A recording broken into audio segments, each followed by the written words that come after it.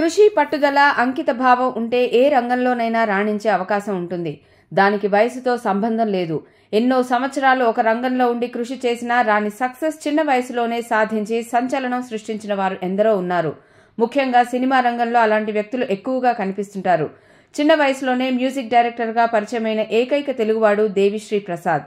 19 సంవత్సరాల వయసులోనే ఎంఎస్ రాజు, కోడి రామకృష్ణ కాంబినేషన్లో వచ్చిన దేవి చిత్రానికి సంగీతం అందించడం ద్వారా మ్యూజిక్ డైరెక్టర్గా టాలీవుడ్లో ఎంట్రీ ఇచ్చాడు.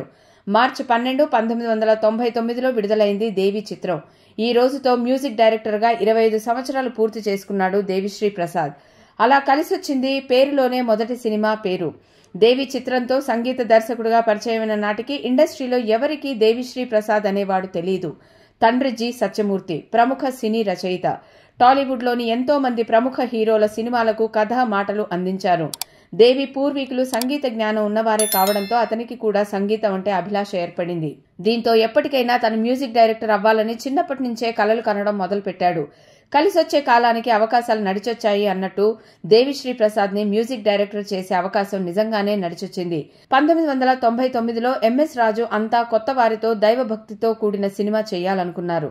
దానికి మ్యూజిక్ డైరెక్టర్ గా ఇళయరాజాను అనుకున్నారు. ఆయన్ని కలిసేందుకు వెళితే బిజీగా ఉన్నారని తెలిసింది.